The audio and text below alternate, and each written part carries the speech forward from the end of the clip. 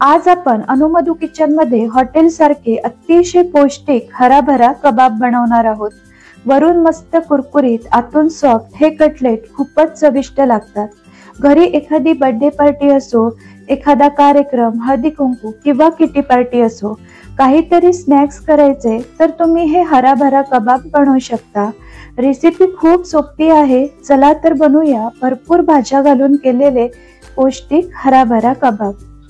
हराभरा कबाब बनवण्यासाठी इथे मी काही भाज्या घेतल्यात। 1 वाटी ताजा मटार, तुम्ही फ्रोझन मटार ही वापरू शकता। अर्धी जुडी पालक, पालकाची कवळी कवळी पानं घ्यायची। हिरवीगार कोथिंबीर आणि 3 उकडलेले बटाटे। बटाटे आपल्याला किसून किंवा स्मॅश करून घ्यायचे आहेत।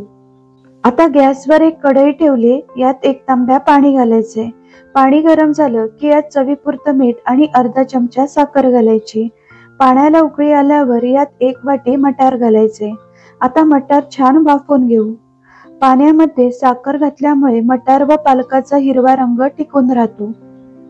तर पहा, मटार छान शिजले। आता गॅस मोठा करायचा आणि यात पालक घालायचा व पालक 2-3 मिनिटं उकळून घेऊ। तर पहा, 2-3 मिनिटांनी पालक छान शिजला। आता पालक व मटार एका गाळणीत काढून यातील पाणी पूर्णपणे निथळून घेऊ। हे पहा याप्रमाणे।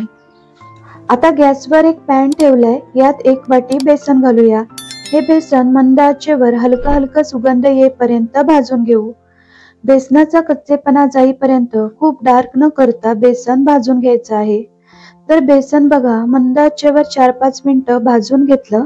आता बेसन एका प्लेट मध्ये काढून पूर्णपणे थंड करून घेऊ।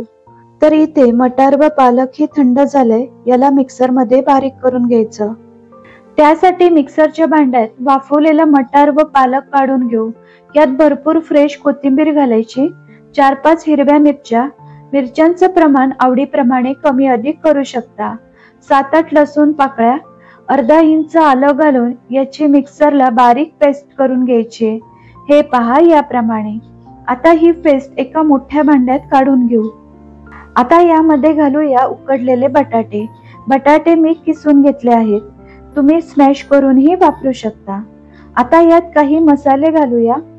1 चमचा चिली फ्लेक्स, 1 चमचा ऑरिगॅनो किंवा मिक्स हर्ब्स, 1 चमचा गरम मसाला, 1 चमचा धने पावडर, 1 चमचा लाल तिखट, पाव चमचा हळद, अर्धा चमचा चाट मसाला आणि चवीनुसार मीठ घालायचं। त्याचसोबत 2 टेबलस्पून कॉर्नफ्लोअर आणि 1 वाटी भाजलेलं बेसन। बेसन थोडं घालून हे व्यवस्थित मिक्स करून घ्यायचं। तर इथे मी सर्व बेसन घातलंय। तर पहा, अशा पद्धतीने मिश्रण तयार झालंय। याला बाइंडिंग साठी आपण यात 4 टेबलस्पून पोह्यांची पावडर घालणार आहोत। आपण जे कांदे पोह्यांसाठी पोहे वापरतो ना, तेच अर्धी वाटी पोहे मिक्सरला फिरवून त्याची पावडर करून घ्यायची।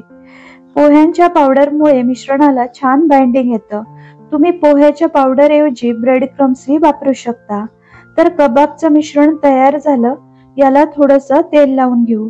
आता लगेचच याचे कबाब बनवूया। हाताला तेल किंवा तूप लावून घ्यायचं। मिश्रणाचा गोळा तोडून याला टिक्कीचा आकार द्यायचा। खूप जास्त जाड कटलेट करू नका। तर पहा, कबाब तयार आहे। याला काजू लावायचे।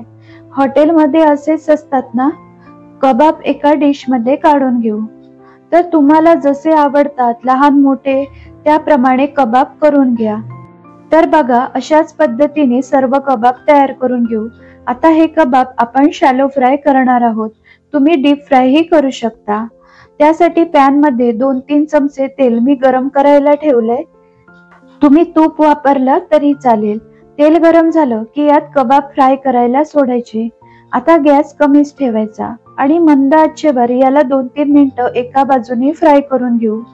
साधारण 2-3 मिनिटांनी एक बाजू फ्राय झाली, याला उलटून घ्यायचं। तर पहा, छान असे खरपूस कबाब फ्राय झालेत। आता दुसऱ्या बाजूनेही कमी गॅसवर 2-3 मिनिटं फ्राय करून घेऊ। जर तुम्हाला वाटलं की कबाब आत कच्चे राहू शकतात, तर झाकण ठेवूनही तुम्ही दोन्ही बाजूनी हे फ्राय करू शकता। फक्त शेवटी फुल गॅस करून 1-1 मिनिटं दोन्ही बाजूनी फ्राय करा, म्हणजे कबाब क्रिस्पी होतील। किंवा झाकण न ठेवता अलटून पलटून 2-2 मिनिटं दोन्ही बाजूनी फ्राय करा। तर बघा, कबाब छान फ्राय झालेत, मस्त क्रिस्पी झालेत। आता हे काढून घेऊ. हे कबाब गरमागरमच खायचे, खूप छान लागतात. उरलेले कबाब ही अशाच पद्धतीने फ्राय करून घेऊ. हे हराभरा कबाब किती मस्त दिसतायत ना. तुम्ही कोणत्याही चटणी सोबत, सॉस, मेयोनीज सोबत खाऊ शकता, अगदी तुमच्या आवडीप्रमाणे, किंवा असेच खाल्ले तरी खूप छान लागतात. वरून मस्त कुरकुरीत, आतून सॉफ्ट हराभरा कबाब तयार आहे. आपण सर्व साहित्य शिजवून आणि भाजून घेतलंय, त्यामुळे आतून जरी मऊ राहिलं तरी कच्चं काहीच राहत नाही. थंडीत भरपूर भाज्या येतात, तेव्हा ही रेसिपी एकदा नक्कीच करून बघा. आजची रेसिपी आवडली तर व्हिडिओला लाईक आणि शेअर करा आणि आपल्या अनुमधू किचन या चॅनलला सबस्क्राईब करायला विसरू नका. पुन्हा भेटूया अशाच एका छानशा रेसिपी सोबत.